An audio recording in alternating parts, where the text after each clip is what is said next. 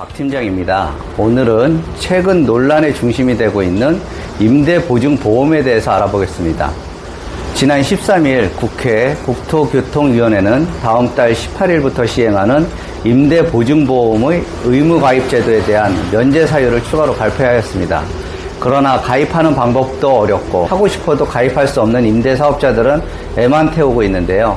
미가입 시 과태료를 물게 될 것으로 보여 논란이 되고 있는 문제점에 대해 하나씩 알아보겠습니다. 최근 21년 7월 14일 주택임대사업자 임대보증보험 의무화 관련 개정안을 발표하였습니다. 임대보증보험 의무화에 앞서 미가입자에 대한 과태료와 등록 기간에 대한 발표가 있었으나 현실과 동떨어진 가입 기준 때문에 논란이 되고 있습니다. 첫 번째로 보증보험 미가입 시 과태료가 변경되었습니다. 기존에는 임대보증보험 가입 의무 대상자가 보증에 가입하지 않을 경우 2년 이하 징역이나 2천만 원 이하의 벌금이었으나 과태료가 보증금의 10% 최대 3천만 원으로 개정되었습니다. 두 번째, 보증보험 미가입 시 지자체가 임대사업자 등록을 직권 말소가 가능해졌습니다. 임대사업자가 임대차 계약 신고 또는 변경 신고를 하지 않아 시, 군, 구청장이 보고를 하게 하였으나 거짓으로 보고하거나 3회 이상 불응한 경우 또는 임대보증보험에 가입하지 않은 경우 관할 지자체가 임대사업자 등록을 강제 직권 말소할 수 있도록 바뀌었습니다. 세 번째, 보증보험의 가입기간이 연장되었습니다. 기존에는 임대 의무기간이 종료되는 날까지였으나 개정되어 임대사업자는 임대사업자 등록이 말소되는 날까지 계속해서 가입해야 되는 것입니다. 네 번째, 임대보증보험을 가입하지 않아도 되는 면제사유가 신설되었습니다. 주택임대차보호법 제8조 3항에 따른 금액 이하이고 임차인이 임대보증금 보험에 가입하지 않은 것을 동의한 경우 임대차 보호법에는 소액 임차인을 위한 최우선 변제금 범위를 규정하고 있습니다. 만일 임차주택이 경매에 넘어가더라도 최우선 변제금 범위에 대해서는 우선적으로 보호해주겠다는 보증금의 범위인데요. 이 범위 안에는 보증보험을 가입하지 않아도 된다는 겁니다. 물론 임차인의 동의가 있어야 합니다. 또한 임차인이 보증회사에 전세금 반환 보험을 이미 가입하였고 또 보증 수수료를 임대사업자가 임차인에게 전부 지급한 경우는 가입 면제 대상이 됩니다. 임대보증보험 대신 전세금 반환 보증이 대신 가입되어 있는 경우만 대체된다는 겁니다. 다섯째, 임대차 계약 신고기간이 단축되었습니다.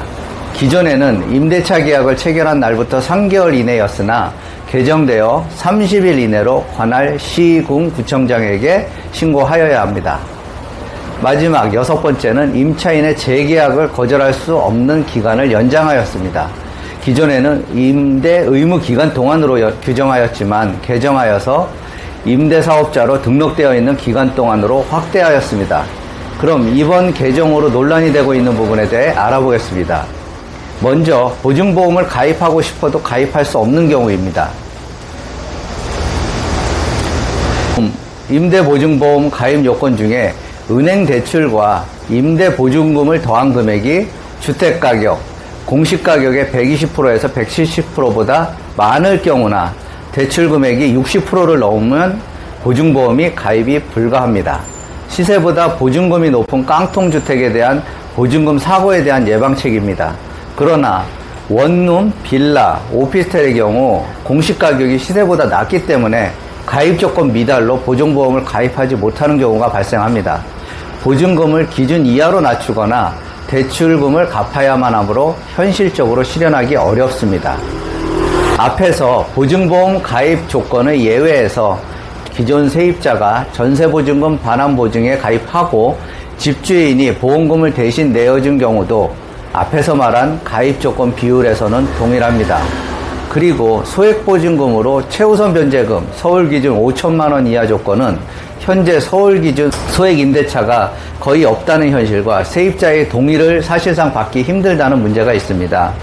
마지막으로 미가입자에 대한 과태료 부과에 대한 부분도 보증금의 10% 최대 3천만 원을 부과할 경우 임대사업자 강제등록 말소가 진행되면 세제 혜택을 받지 못하는 임대사업자들은 임대료 상한 제한, 의무 임대기간, 계약갱신 등 의무에서 자유로워지며 인상되는 부분에 대해 임차인에게 그대로 전가될 가능성이 높습니다. 임차인이 쫓겨날 수도 있어 임차인 보호가 어렵다는 문제가 있습니다. 또한 법인이 기숙사 등으로 사용하는 법인 세입자의 경우 전세권 등기를 하거나 직원이 전입신고를 해야 하는 등의 조건 등으로 사실상 가입이 어려운 게 현실입니다. 이번 개정안을 발표하면서 보완의 필요성도 공감하지만 억울한 피해를 막기 위한 검토는 꼭 필요하다고 생각됩니다. 임차인 보호라는 기본 도입 취지가 흔들릴까 고심 중인 것으로 알려졌지만 당분간 임대보증보험 의무가입 시행을 앞두고 논란은 계속 이어질 것으로 보입니다. 오늘의 소식은 여기까지였습니다. 오늘도 도움이 되셨다면 구독과 좋아요 부탁드리겠습니다. 감사합니다.